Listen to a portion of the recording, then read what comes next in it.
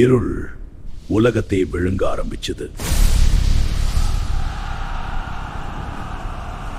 ஒரு சக்தி யாராலும் தடுக்க முடியாத அளவுக்கு வளர்ந்தது.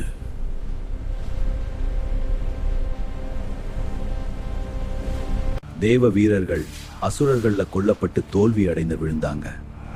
நம்பிக்கை கூட தோல்வி அடைந்தது. ஒளி மெதுவா அணைந்தது. அந்த நேரம் ஒரு முடிவு எடுக்கப்பட்டது.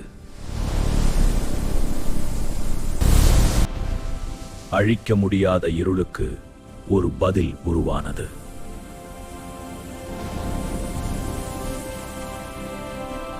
இது ஒரு கடவுளின் பிறப்பு இல்ல, ஒரு போரின் ஆரம்பம்.